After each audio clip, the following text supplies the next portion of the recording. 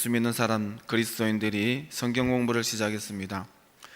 하루는 야고보스를 공부하는 가운데 너희 죄를 서로 고백하라, 너희 죄를 서로 고백하라, 이 말씀 앞에 감동을 받고 이 네 사람이 각자 자기의 가장 큰 죄, 약점, 부끄러움을 고백하기로 했습니다.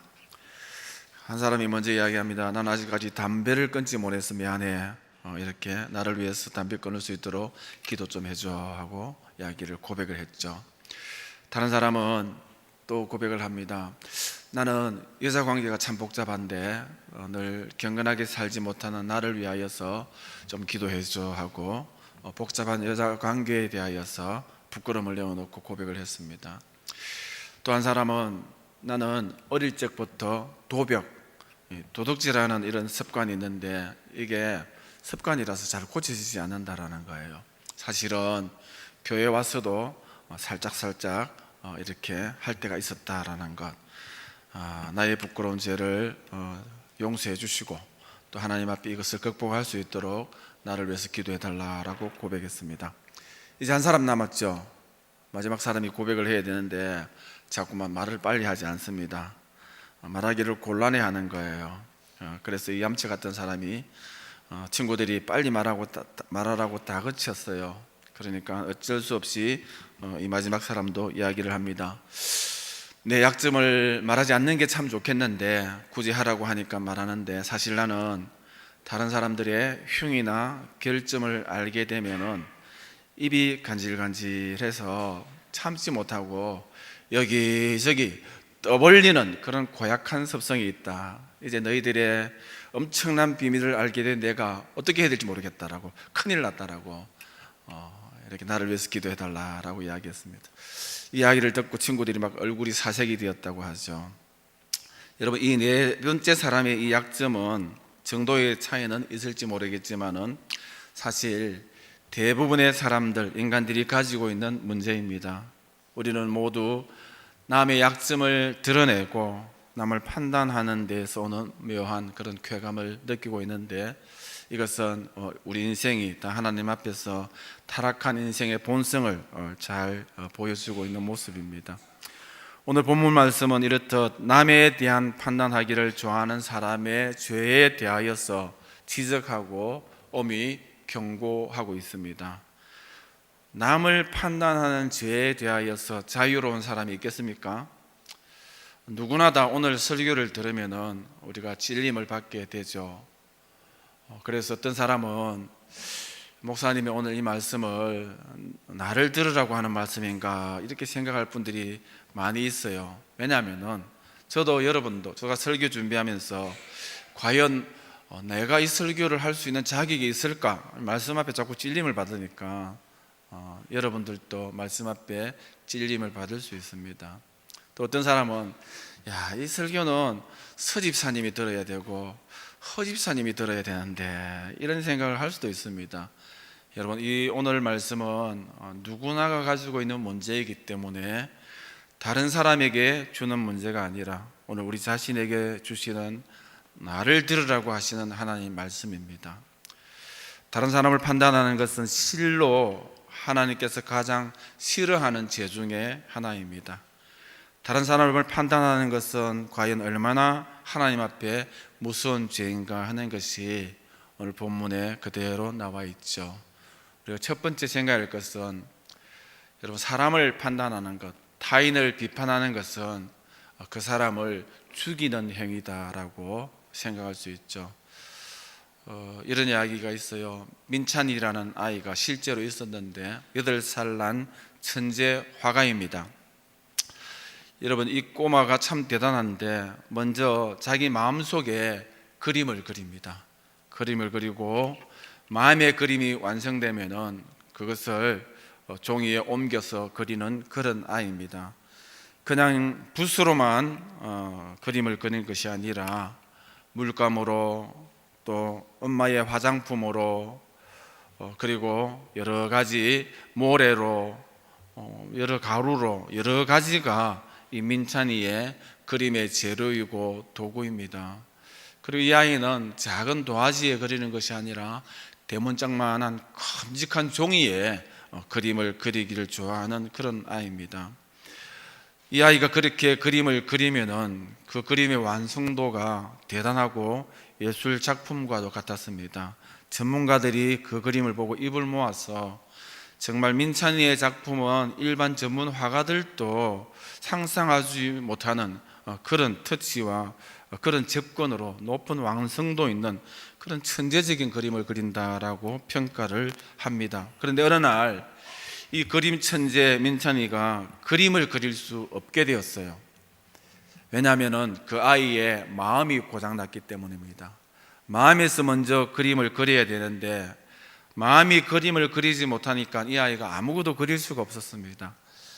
아이에게 그 같은 안타까운 일이 벌어진 것은 두 차례에 걸쳐서 전시회를 했고 그 전시회를 통하여서 아이가 상처를 입었기 때문입니다. 사람들이 민찬이의 전시회에 와서 그림을 보면서 아이가 그린 그림이라고 믿지 않았습니다. 이 훌륭한 그림을 도대체 저 꼬마가 6살 때 그렸다는 거 말도 안 된다, 이런 이야기가 전시회를 열고 있는 아이의 귀에 막 들립니다. 어른들의 수군거림이. 아니, 이 대단한 작품이 저 꼬마 아이가 그린 그림이라고, 이건 사기다, 이런 이야기가 아이의 귀에 들리는 거예요. 아이가 그림 공부도 하지 않았고 대학도 나오지 않았는데 어떻게 이런 그림 그릴 수 있느냐라고 이렇게 이야기하는 사람이 있죠. 설마 누군가가 옆에서 도와주었겠지, 아니면 마무리는 전문가가 했겠지, 이렇게 그 그림을 놓고 전시해 온 사람들이 수근거리고 핀찬하고 비판하는 소리를 아이가 다 듣습니다. 누구보다도 감수성이 예민한 민찬이의 마음은 그렇게 사람들이 무심결에 던지는 날카로운 말과 비판으로 찢어지고 멍들고 피투성이가 되고 말았습니다. 마음으로 그림을 그리던 아이의 마음이 고장났으니까 아무것도 할 수 없게 되었죠. TV 프로그램 가운데 영재발굴단이라는 프로그램이 있는데 이 프로그램을 제일 먼저 시작할 때에 첫 번째 발굴한 영재가 바로 김민찬 이 아이라고 합니다. 그러나 이 아이를 발굴하여서 이렇게 프로그램을 제작하려고 하니까 아이의 마음이 다쳐서 그림을 그릴 수가 없는 거예요. 그래서 그 영재발굴단 PD와 작가와 스태프들이 매일 이 아이에게 찾아가서 놀아주고 칭찬하고 격려하고 자꾸만 아이를 잘한다고 길을 살려주었습니다. 여러분, 9개월 동안에 이 작업을 계속했다고 합니다. 9개월 동안에 노력하고 칭찬한 끝에 아이가 자신감을 가지게 되고 또 마음이 회복되고 그림을 그리기 시작했다라고 합니다. 그렇게 해서 제작된 것이 영재소년화가 민찬편이라고 이야기합니다. 사람을 판단하는 것은 여러분, 사람을 죽이는 것입니다. 이 김민찬 어린아이의 이야기는 사람에 대한 판단이 얼마나 날카롭고 무서운지 단적으로 잘 보여주고 있죠. 천부적으로 타고난 아이의 감수성을, 아니 그 무엇과도 바꿀 수 없는 하나님께서 주셨던 선물인 그 놀라운 예술성을, 무궁무진한 창의성과 감성으로 그림을 담아내는 그 아이의 마음을 어른들이 남을 판단하기 좋아하는 그 말들을 통하여서 일거에 부서지고 터지고 병들고 말았다는 것이죠. 민찬이 같은 여린 아이의 마음은 말할 것도 없고, 여러분 어른들의 마음도, 또 거친 야성적인 남자의 마음까지도 거침없이 주저앉게 만들고 망가뜨리고 치명적인 파괴력을 가지게 하는 것이 바로 사람이 사람에게 행하는 부정적인 판단과 비난입니다. 오늘날 많은 사람들이 이웃을 모함하고 험담하고 비난하고 비방, 파괴적인 판단을 합니다. 이로 인하여서 오늘 마음이 병들고 인간관계의 문이 닫히고 대인기피증에 시달리게 되고 좌절하고 절망하고 분노하고 급기야는 그 분노를 이기지 못하여서 스스로 목숨을 끊는 그런 안타까운 사례까지 속출하죠. 이런 걸 보면은 사람을 판단하는 것은 정말 사람을 죽이는 행위구나 하는 것을 다시 한번 확인할 수가 있습니다. 여러분, 예수님 당시에 예수님에 대하여서 가장 냉소적인 사람들, 비판적인 사람들은 다른 사람이 아니라 그 당시에 종교 지도자들입니다.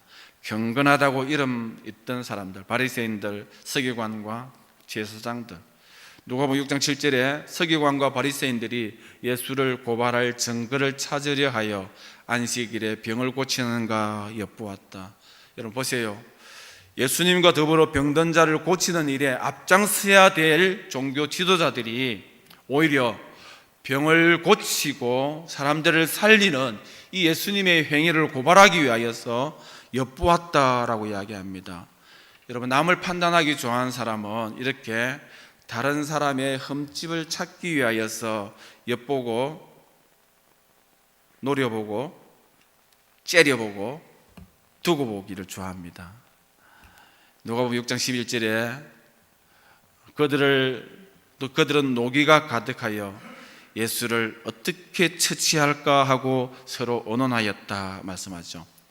마태복음 3장 6절에도 바리새인들이 나가서 곧 헤롯 왕과 함께 어떻게 하여 예수를 죽일까 언론하였다라고 말씀합니다.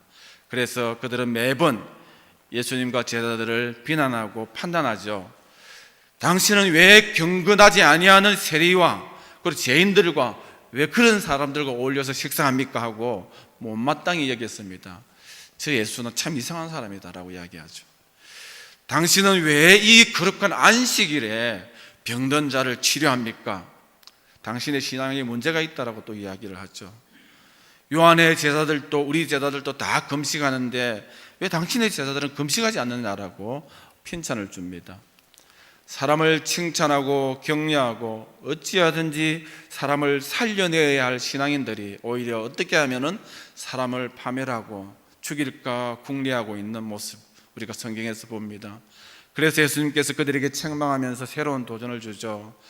살아가면서 어찌든지 생명을 구하는 것이 중요한데 너희가 생명을 구하는 것이 중요하냐 죽이는 것이 중요하냐 어느 것이 옳은가 판단해 보라고 말씀합니다. 그러면서 사람을 죽이는 사람이 되지 말고 살리는 사람이 되라라고 말씀합니다. 저와 여러분은 예수 그리스도로 인하여서 영생을 얻은 사람인데 할 수만 있으면은 바리새인과 대제사장들처럼 어떻게 하면 죽일까 하는 일에 몰두하기가 쉬운 것이 우리의 연약함이고 우리의 안타까움입니다. 예수님은 사람을 죽이는 것과 살리는 것 어느 것이 옳으냐? 죽이는 사람이 되지 말고 사람을 살리는 사람이 되라고 도전하죠. 여러분, 다른 사람을 판단하는 것은 사람을 죽이는 또 다른 살인 행위입니다. 애매히 타인을 판단함으로 사람을 죽이는 자가 되지 말고 늘 칭찬하고 격려하고 위로하고 사랑함으로 오히려 사람을 살릴 수 있는 그런 저와 여러분들이 다 되시기를 주의 이름으로 축원드립니다. 여러분, 다른 사람에 대한 판단은 두 번째 어쩌면은 최고로 위선적인 행위일 수가 있습니다. 다른 사람 판단하기를 좋아하는 사람 가만히 보면은 자기 눈에 들보가 있는데도 그것을 보지 못하고 다른 사람의 눈에 티끌을 흉볼 때가 참 많죠. 이런 자에 대하여서 본문에 이야기합니다. 그러므로 2장 1절에 남을 판단하는 사람아 누구를 막론하고 네가 핑계하지 못할 것은 남을 판단하는 것으로 내가 너를 징계함이니 판단하는 내가 같은 일을 행한다. 다른 사람이 아이고 저게 나쁘다고 이야기하는데 자기도 똑같이 그와 같은 일을 행하고 더 나쁜 행위를 행한다라고 오늘 말씀하고 있죠. 3절에도 이런 일을 행하는 자를 판단하고도 같은 일을 행하는 사람아, 다른 사람에 대해서 늘 비방하는데 그 비방하는 내용을 또 자기도 행하는 사람아 라고 말씀하고 있습니다.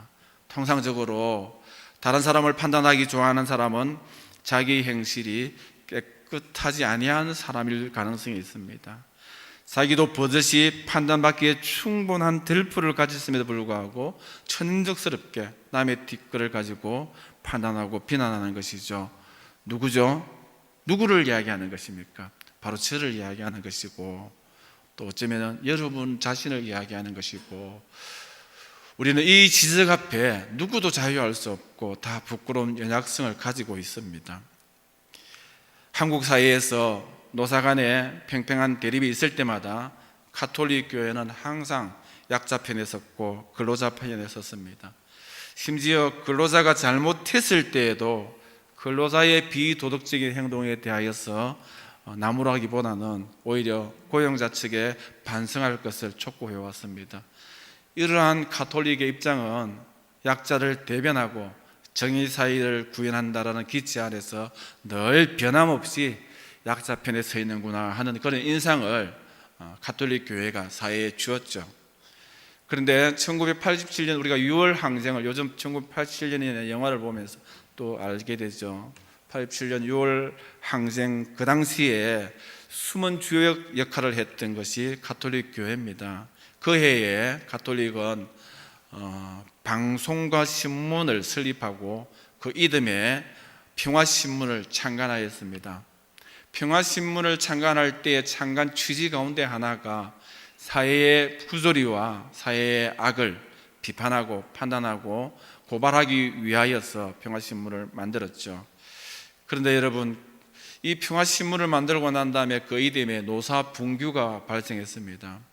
그때 당시에는 처음 시작 단계이기 때문에 직원이 16명밖에 안 되는데 이 노사분규가 일어났을 때에 그 당시에 평화신문 사장인 신부님은 4명을 그냥 해고시켜 버렸습니다. 말을 안 들으니까 경찰을 불러서 억지로 그들을 끌어내고 말았다는 것이죠. 그동안 일관되게 근로자 편에 서 있었는데 직접 기업을 해보니까 주장하던 바가 실제로 적용되지 않는 모습들을 볼 수 있습니다.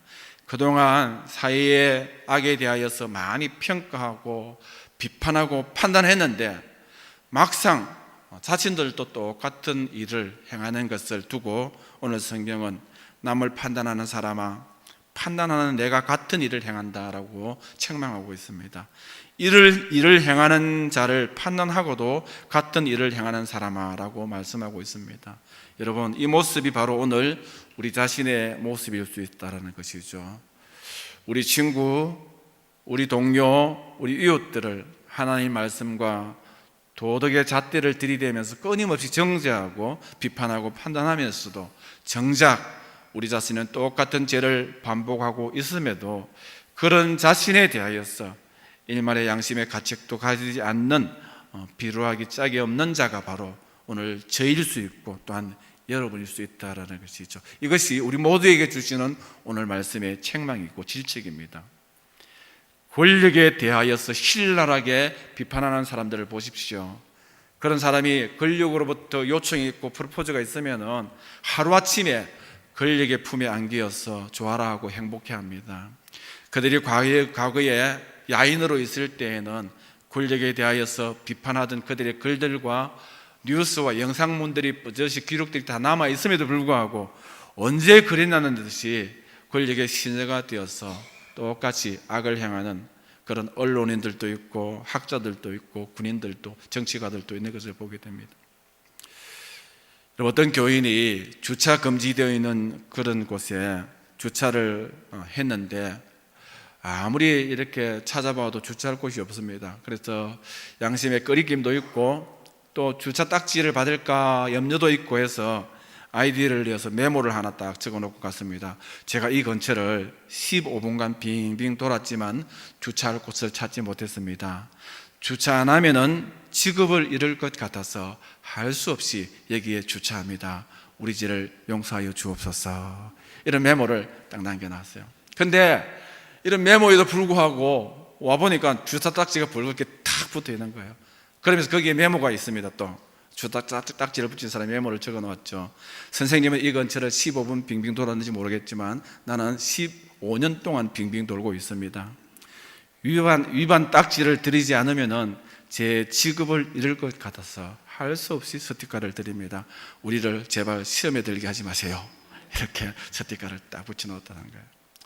여러분, 좀 서로 자기 입장에서는 좀 이렇게 봐줬으면 좋겠는데 자기 입장에서는 제발 이렇게 좀 주차 단속하는데 좀 힘들게 안 했으면 좋겠는데 저마다 자기 입장이죠.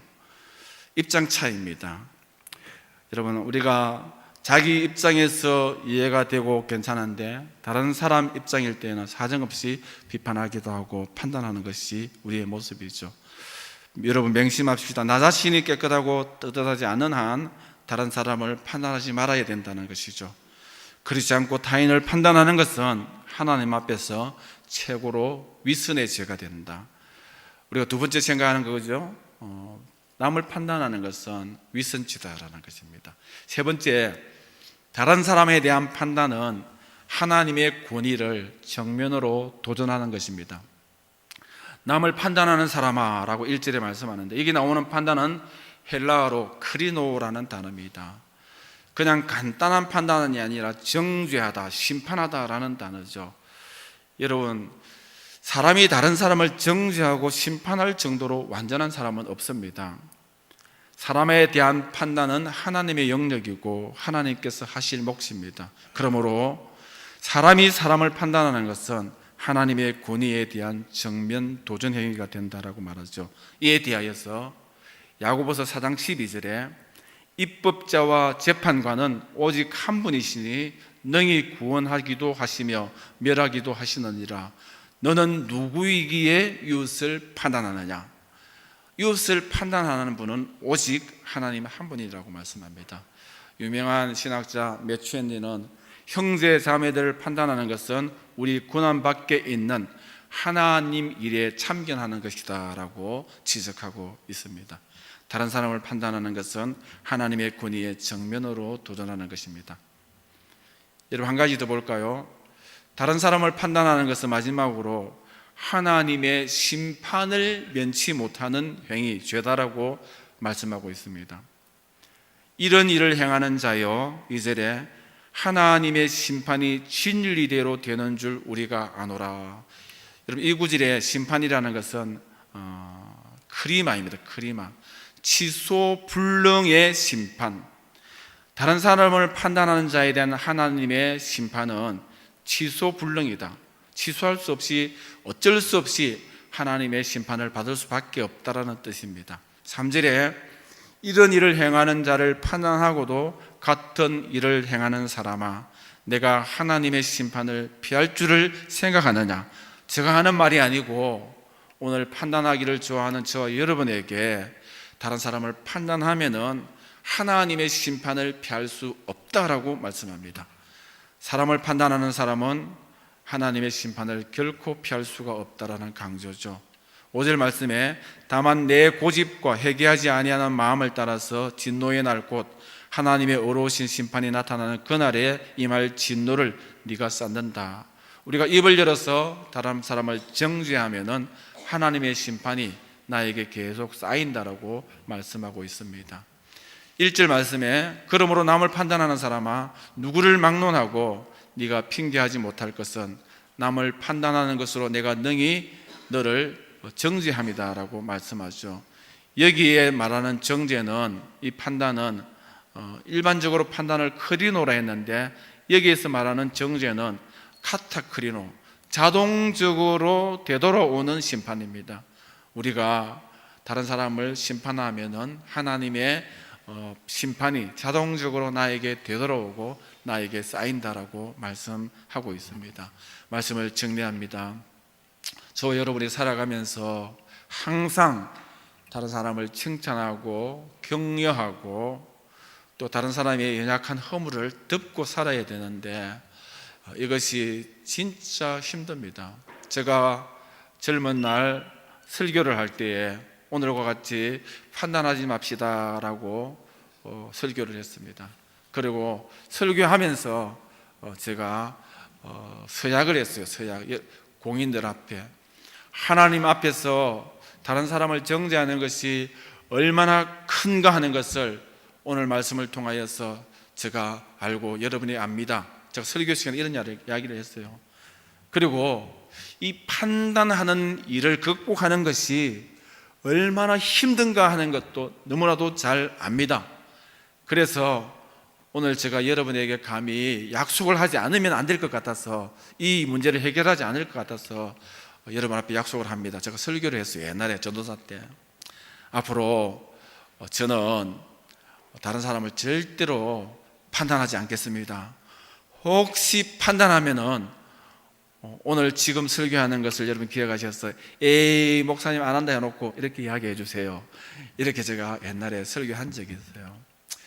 그렇게 이야기하는데도 여러분 그렇게 약속을 해놓고도 사람이 또 돌아서면은 또 말을 하게 되면은 다른 사람을 평가하게 되고 판단하게 되는 것이 참 연약하고 어쩔 수 없는 우리의 연약성이라는 것을 생각하고 오늘 이 말씀 앞에 다시 말씀드리건대 그 누구도 떳떳하거나 자유할 수 없다라는 것이죠. 그러나 분명한 것은 이것은 다른 사람을 죽이는 행위가 되고 이것은 하나님 앞에 참 위선적인 행위가 되고 이것은 하나님의 판단 권위에 대하여서 도전하는 것이 되고 이것은 하나님의 진노를 쌓는 일이 되고 하나님의 심판을 면치 못하는 일이 되고 카타크리노 우리가 말을 열어서 다른 사람을 판단하면은 자동적으로 하나님의 진노가 나에게 하나 또 쌓이는 거예요. 쌓이게 되어서 하나님 앞에서 책망받을 수밖에 없다라는 것 얼마나 무섭고 또 얼마나 안타까운 일인지 모릅니다.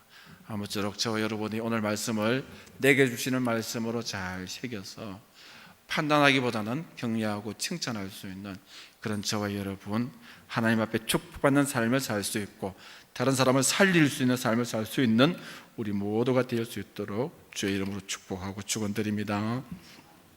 우리 찬송하겠습니다.